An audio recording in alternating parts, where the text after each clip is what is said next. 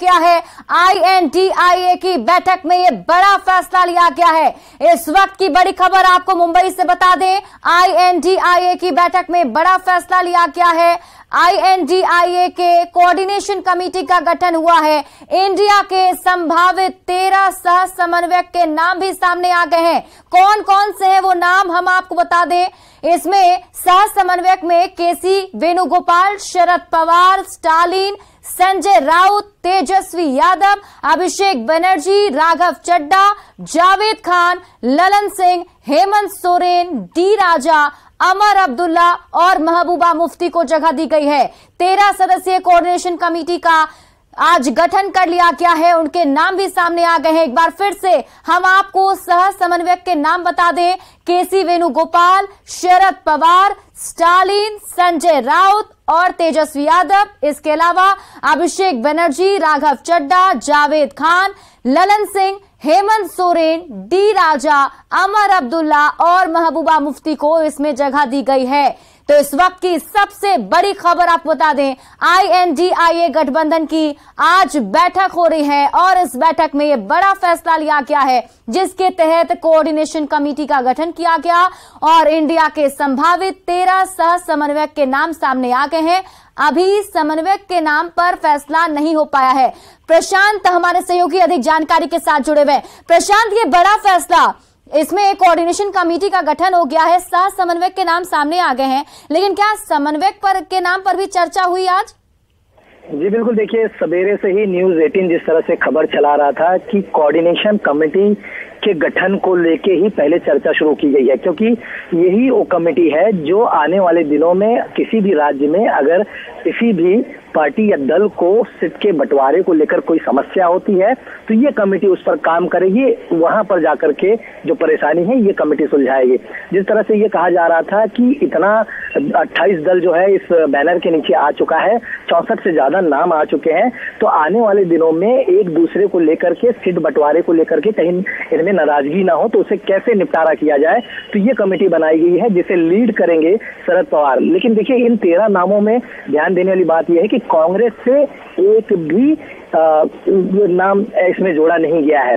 ये सबसे बड़ी बात यहाँ सामने आ रही है। साथ ही इस कमेटी के अलावा 3 और कमेटियों का गठन किया गया है, जिसमें से उन कमेटियों को अलग अलग रोल दिया गया है कि किस तरह से उन्हें अपना प्रचार प्रसार करना है।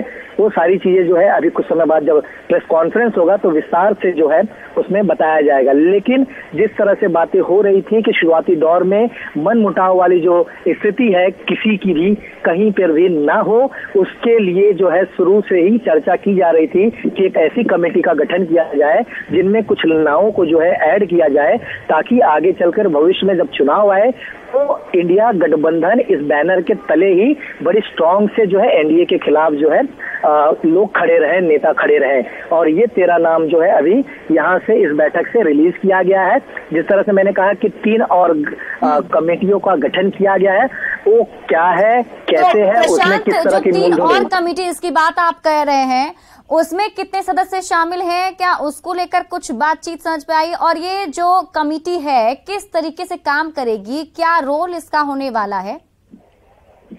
बिल्कुल, देखिए इनका रोल एकदम सिंपल सा और साफ किया गया है कि जैसे ही चुनाव नजदीक आएगा, क्योंकि जब हमने देखा था कि पिछली बैठक जब बेंगलुरु में हुई तो उसके बाद जो है दिल्ली में कांग्रेस और आम आदमी पार्टी के बीच जो है मनमुटाव बढ़ गए थे। वही बात अगर बंगाल की जाए तो वहां पर ममता बनर्जी की जो पार्टी है उससे लेकर के कांग्रेस के मनमुटाव बढ़ गए थे। तो ऐसे में ऐसी सिचुएशन ना हो और इस तरह की अगर सिचुएशन आती है तो उसे कैसे निपटा जाए, इसका हल ये कमेटी निकालेगा। सभी लोग बैठ करके चर्चा करने के बाद ये फैसला लिए हैं। ये 13 नाम जो है ऐड किया गया है।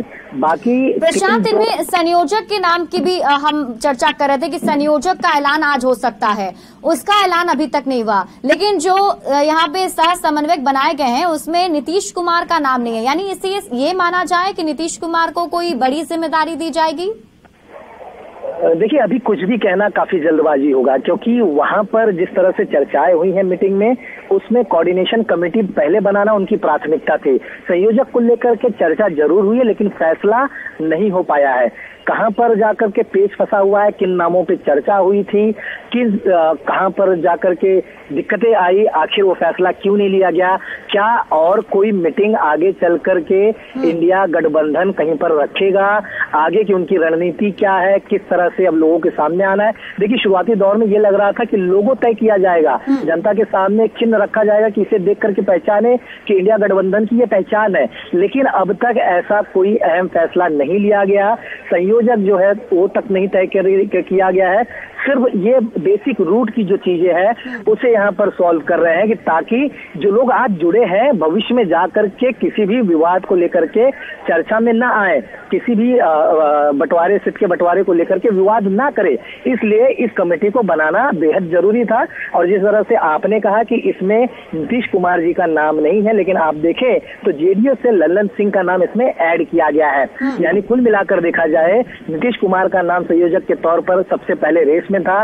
इसके अलावा कौन से नामों पर चर्चा हुआ है, कुछ समय बाद जब प्रेस कॉन्फ्रेंस होगी तो इन तमाम सवालों का जवाब। लेकिन प्रशांत, जो मेन मुद्दे थे, जैसे कि संयोजक के नाम पर चर्चा होना, पीएम का चेहरा कौन होगा उस पर चर्चा होना, लोगो जारी करना, तो इस पर आज कुछ खास निष्कर्ष सामने नहीं आया। तो क्या ये माना जाए कि बैठक जो है आगे एक्सटेंड भी हो सकती है, इसके बाद ही कोई बैठक होगी? और क्या अभी भी बैठक चल रही है वहां पर?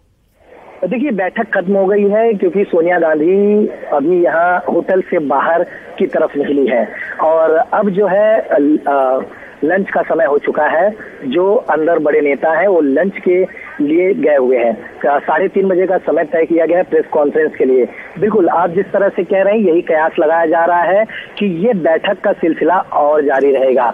अगला बैठक किस शहर में होगा वो जो है जल्द ही जारी किया जाएगा, और उस बैठक में क्या निर्णय लेना है उस पर भी जरूर रणनीति बनाई गई होगी। लेकिन सबसे महत्वपूर्ण जो था, सबका केंद्र था कि चुनाव आने के बाद अपने राज्य में जो पार्टी बड़ी है, क्या वहां पर सीटों के बंटवारे को लेकर के मुद्दा बना करके आपस में भेदभाव या मनमुटाव की स्थिति निर्माण न हो, उसके हल के लिए जिस कमेटी का गठन करना था वो यहाँ पर कर लिया गया है।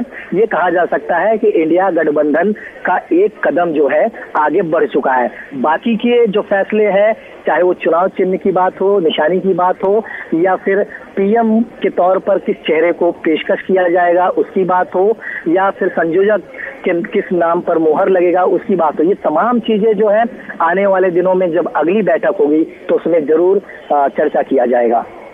लेकिन इस बैठक में जो अभी तक निष्कर्ष निकला प्रशांत, अगर आप उसको देखें तो उसे क्या समझा जाए?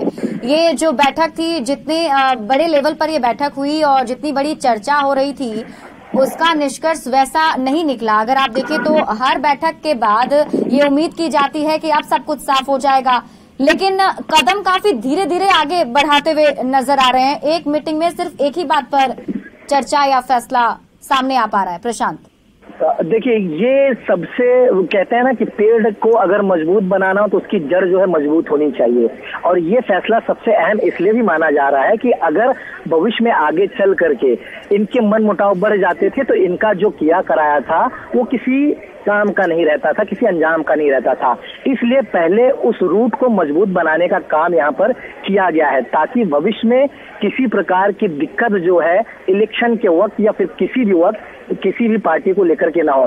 जिस तरह से मैं अगर आपको उदाहरण के तौर पर बताऊं कि अगर बिहार की बात की जाए तो लोकसभा के 40 सीट वहां पर है, और ऐसे में नीतीश के खेमे में कितना आएगा, फिर उसके बाद लालू प्रसाद यादव के खेमे में कितना आएगा, या विधानसभा की बात की जाए। आप मेरे साथ बने रहिए, दर्शकों